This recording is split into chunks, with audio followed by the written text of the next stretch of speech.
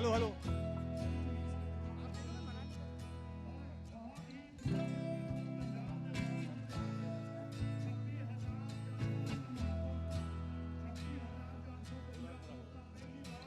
अरे इधर आ जाओ भाई।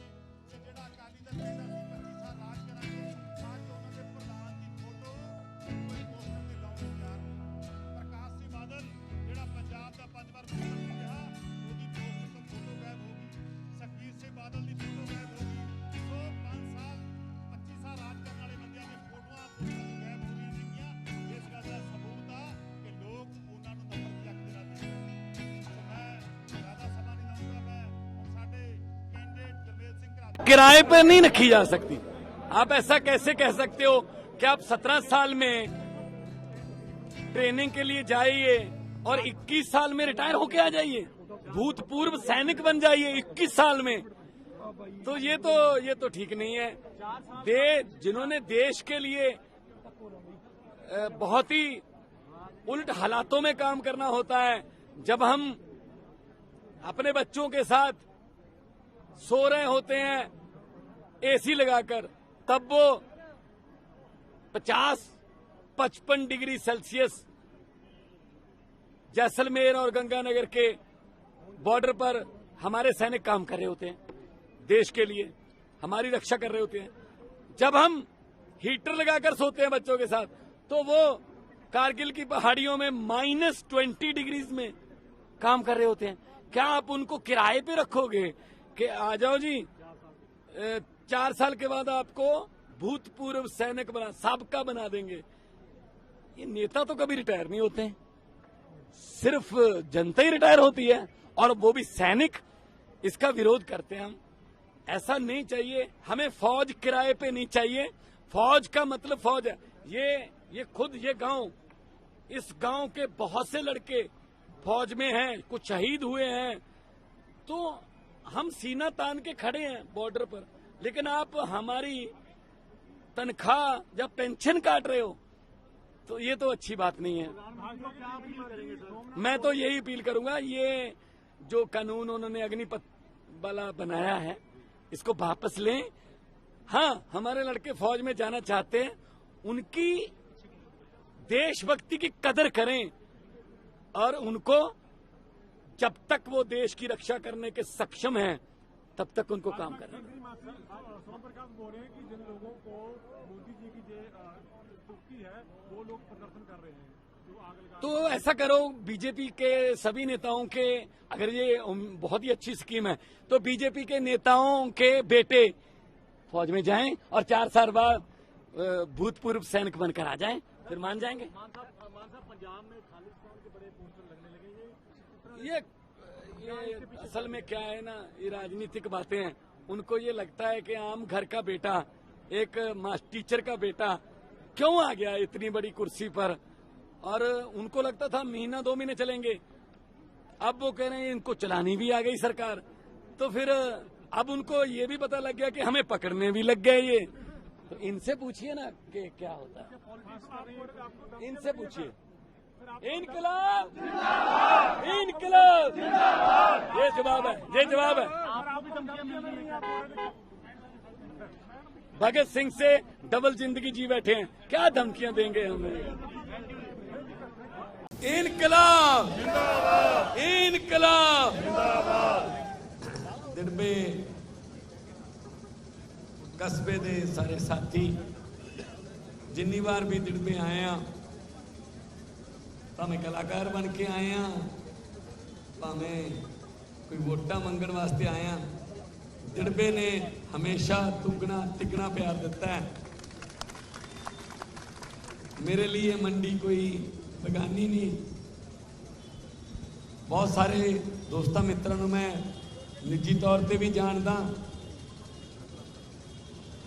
तुसी संगरूर तो 2014 च झंडा कढ़िया, मैं जाके पार्लीमेंट च बोलिया तो पंजाब के लोगों को एक हैरानी हुई कि इन्ना भी बोलिया जा सकता पंजाब के मुद्दों पर।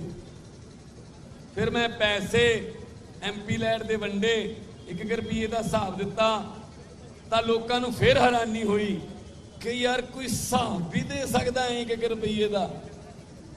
तो फिर 2019 तुसी झंडा कढ़िया,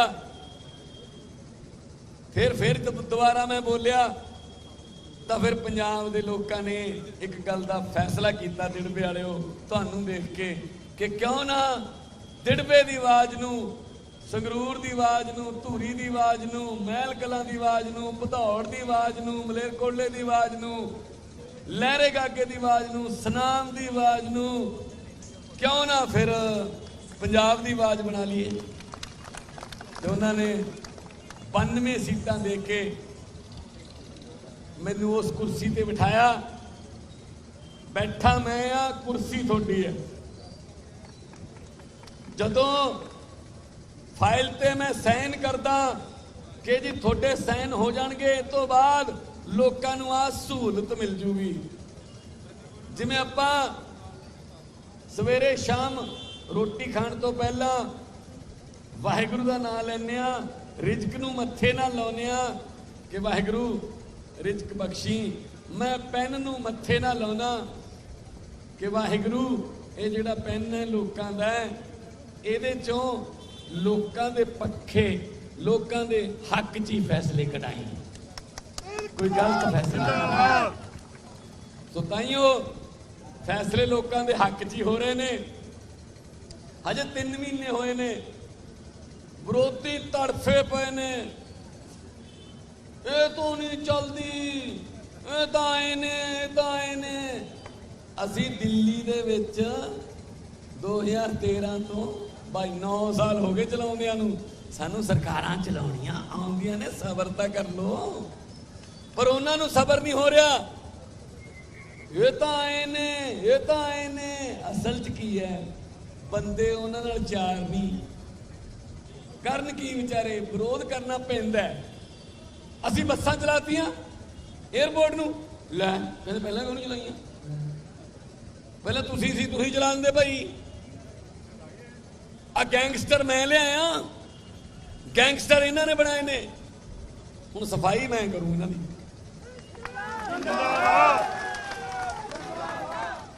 कौन ने इन्हां दे ने, अकालियां दे, कांग्रेसियां दे। तुहानूं तो पता है, सारा पता। सो इस करके वो सुखबीर वो कहंदा MP बना दो, बंदी सिंह छड़ा लांगे। मैं भी हक च हां कि कानून ने जिन्होंने सजा दी है तो उसे कानून राही वो बाहर होने चाहिए, पर MP बन के किवें छड़ा लोगे बई। फिर जो MP बन के छुटते ने, तू भी MP है, तेरी घर वाली भी MP है, पहला तू छड़ा। उई एवं कोई तलवार चक्की फिरदा है, चोन निशान बाल्टी है, चक्की तलवार है, हद है यार। सो वीरो अपना तो झाड़ू है, सफाई करता बस, सफाई करके छड़ेंगे जी, बिल्कुल छड़ांगे नहीं, सफाई करके रहांगे। ਛੱਡਿਓ ਨਾ ਸਾਨੂੰ ਫਿਰ। ਠੀਕ ਹੈ ਜੀ। ਹਾਂ ਜਦੋਂ ਇੱਕ ਵਾਰੀ ਮਾਨ ਸਾਹਿਬ ਸਾਨੂੰ ਤੁਹਾਡੇ ਤੇ ਮਾਣ ਹੈ ਜੀ। ਧੰਨਵਾਦ ਜੀ, ਧੰਨਵਾਦ। ਇੰਨਾ ਪਿਆਰ ਦੇ ਰਹੇ ਹੋ, ਇੰਨਾ ਮਾਣ ਸਤਿਕਾਰ ਦੇ ਰਹੇ ਹੋ। ਓਕੇ। ਕੌਣ ਕਹਿੰਦੇ? ਕੇਵਲ ਢਿੱਲੋਂ ਕੀ ਕਹਿੰਦਾ? ਉਹਨੂੰ ਕਹ ਪਹਿਲਾਂ ਜਾਗਟੀ ਬਦਲ ਲੈਂਦਾ। ਜਾਗਟ ਕਾਂਗਰਸ ਵਾਲੀ ਹੈ, ਚੋਣ ਨਿਸ਼ਾਨ ਹੁਣ ਫੁੱਲ ਆ ਗਿਆ ਯਾਰ। ਇੱਕ ਥਾਵੇਂ ਖੜ ਜੋ, ਸਾਈਕਲ ਦੇ ਵੀ ਸਟੈਂਡ ਹੁੰਦਾ ਹੈ। ਕੇਵਲ ਢਿੱਲੋਂ ਦੋਜੀਆਂ ਦੇ ਮੋਟਰਸਾਈਕਲ ਵਰਗਾ, ਜਿੱਧਰ ਨੂੰ ਮਰਜ਼ੀ ਟੇਢਾ ਕਰ ਦੋ ਉਧਰ ਹੀ ਖੜ ਜਾਂਦਾ। ਗੱਲ ਹੈ ਯਾਰ, ਕਿਤੇ ਤਾਂ ਖੜ ਜੋ ਯਾਰ। ਹੁਣ ਬੀਜੇਪੀ ਵੱਲੋਂ ਹੈ ਜੀ, ਸੋ ਇਸ ਕਰਕੇ ਇਹਨਾਂ ਦਾ ਕੋਈ ਸਟੈਂਡ ਨਹੀਂ। ਆ ਗਰਮੇਲ ਹੈ, ਘਰਾਚੋਂ ਪਿੰਡ ਦਾ ਸਰਪੰਚ ਹੈ, 37 ਸਾਲ ਦੀ ਉਮਰ ਹੈ। ਜ਼ਿੰਦਗੀ 'ਚ ਕਦੇ ਕੋਈ ਸਰਪੰਚ ਸੋਚ ਸਕਦਾ 37 ਸਾਲ 'ਚ ਕਿ ਮੈਨੂੰ ਲੋਕ ਸਭਾ ਦੀ ਟਿਕਟ ਮਿਲ ਜੂ ਕਾਂਗਰਸ ਤੋਂ ਜਾਂ ਅਕਾਲੀਆਂ ਤੋਂ? ਮਾਨ ਸਾਹਿਬ ਦੇ ਮੁੰਡੇ ਸੋਚ ਸਕਦਾ ਜੀ? ਨਾ ਨਾ, ਉਧਰਲੇ ਪਾਸੇ ਤਾਂ ਚਾਚੇ ਪੁੱਤ ਭਤੀਜੇ ਸਾਲੇ ਜੀਜੇ ਮੁੱਕਦੇ ਹੀ ਨਹੀਂ ਯਾਰ। ਭਾਵੇਂ ਗੋਦ ਲੈਣਾ ਪਵੇ ਪਰ ਆਪਦਾ ਹੀ ਜਵਾਕ ਖੜਾਉਣਾ ਹੈ। ਮੰਤਰੀ ਸਸਪੈਂਡ ਕਰਾਉਂਦੇ ਰਹੇ। ਸੋ ਇਸ ਕਰਕੇ ਮੈਂ ਕਹਿਣਾ, ਜਿਨ੍ਹਾਂ ਨੇ ਕਰੋੜਾਂ ਰੁਪਈਆਂ ਦੀ ਪ੍ਰਾਪਰਟੀ ਡਿਕਲੇਅਰ ਕੀਤੀ, ਹਾਰ ਜਾਣ ਭਾਵੇਂ ਜਿੱਤ ਜਾਣ, ਇਹਨਾਂ ਦੀ ਵਧੀ ਜਾਂਦੀ ਹੈ। ਇਹ ਸੰਗਰੂਰ ਵਾਲੀ ਸੀਟ ਜਿਹੜੀ ਹੈ ਮੈਨੂੰ ਤਾਂ ਛੱਡਣੀ ਪੈ ਗਈ ਕਿ ਤੁਸੀਂ ਮੈਨੂੰ ਇੱਧਰਲੇ ਪਾਸੇ ਬਿਠਾਤਾ, ਨਹੀਂ ਤਾਂ ਮੈਂ ਹੀ ਸੀਗਾ। ਪਰ ਮੈਨੂੰ ਹੁਣ ਮਾਣ ਹੈ ਕਿ ਮੇਰੇ ਵਾਲੀ ਜਗ੍ਹਾ ਇਸ ਮੁੰਡੇ ਨੂੰ ਭੇਜਿਓ। ਬਾਕੀ ਜ਼ਿੰਮੇਵਾਰੀ ਮੇਰੀ ਹੈ ਕਿ ਕਿਵੇਂ ਬੋਲਣਾ ਹੈ, ਕਿਵੇਂ ਉੱਥੇ ਪੰਜਾਬ ਦੇ ਹੱਕਾਂ ਵਾਸਤੇ ਲੜਨਾ ਹੈ। ਇਹ ਟ੍ਰੇਨਿੰਗ ਮੇਰੇ ਕੋਲ ਹੈਗੀ ਆ, ਮੈਂ ਇਹਨੂੰ ਦੇ ਦੇਣੀ ਹੈ। ਉਹ ਜਿਵੇਂ ਹੁੰਦਾ ਨਹੀਂ ਡਰਾਈਵਰ ਕਲੀਨਰ ਨੂੰ ਫਿਰ ਗੱਡੀ ਫੜਾ ਦਿੰਦਾ, ਕਹਿੰਦਾ ਤੂੰ ਚਲਾ ਲਾ ਹੁਣ ਬਸ ਥੋੜਾ ਜਿਹਾ ਚੱਕ ਦੇ। ਸੋ ਇਹ ਗਰਮੇਲ ਸਰਪੰਚੀ 'ਚ ਬਹੁਤ ਵਧੀਆ ਨਿਭਿਆ। ਪਿੰਡ ਦੀ ਸਰਪੰਚੀ ਜਦੋਂ ਕੀਤੀ ਹੋਵੇ ਨਾ, ਫਿਰ ਤੁਹਾਡਾ ਬੇਸ ਬਣ ਜਾਂਦਾ, ਨਰਸਰੀ ਹੈ ਪਿੰਡ ਦੀ ਸਰਪੰਚੀ। ਫਿਰ ਉਦੋਂ ਉੱਪਰ ਹੀ ਉੱਪਰ ਜਾਣਾ ਹੁੰਦਾ। ਮੇਰੀ ਇਹੀ ਬੇਨਤੀ ਹੈ, ਤੀਜੇ ਨੰਬਰ ਤੇ ਬਟਨ ਹੈ, ਆਉਣਾ ਪਹਿਲੇ ਨੰਬਰ ਤੇ ਹੈ। 4-5 ਦਿਨ ਰਹਿ ਗਏ, 4-5 ਦਿਨਾਂ 'ਚ ਮੈਂ ਵੀ ਇੱਥੇ ਹੀ ਰਹੂੰਗਾ। ਕੋਈ ਬਹੁਤੀ ਮੈਨੂੰ ਕੱਲ ਮੈਂ ਭਦੌੜ ਸੀ, ਬਰਨਾਲੇ ਸੀ, ਲੋਕ ਕਹਿੰਦੇ ਤੂੰ ਬਾਹਲੀ ਖੇਚਲ ਨਾ ਕਰ, ਤੂੰ ਸਰਕਾਰ ਚਲਾ ਲਾ, ਸੰਗਰੂਰ ਤਾਂ ਆਪਣਾ ਹੀ ਹੈ। ਆਪਣਾ ਹੀ ਹੈ ਮਤਲਬ ਆਪਣੇ ਹੀ। ਦੋਨੇ ਹੱਥ ਉੱਪਰ ਚੱਕ ਕੇ ਦਿੜਬੇ ਵਾਲਿਓ, ਠੰਡੀ ਹਵਾ ਦਾ ਬੁੱਲਾ ਚੱਲ ਰਿਹਾ ਅੱਜ, ਤੇ ਤੁਸੀਂ ਵੀ ਹਵਾ ਦਾ ਬੁੱਲਾ ਠੰਡੀ ਦਾ ਦੇ ਦਿਓ। ਇਨਕਲਾਬ ਇਨਕਲਾਬ ਬੋਲੇ ਸੋ ਨਿਹਾਲ। ਬਹੁਤ ਬਹੁਤ ਧੰਨਵਾਦ, ਬਹੁਤ ਬਹੁਤ ਮਿਹਰਬਾਨੀ। ਹੌਲੀ ਚੱਲਣਾ, ਆਰਾਮ ਨਾਲ ਚੱਲਣਾ, ਕਿਸੇ ਗੱਡੀ ਦੇ ਮੂਹਰੇ ਨਹੀਂ, ਕਿਸੇ ਦੇ ਪਿੱਛੇ ਨਹੀਂ ਲੱਗਣਾ। ਧੰਨਵਾਦ, ਬਹੁਤ ਬਹੁਤ ਮਿਹਰਬਾਨੀ।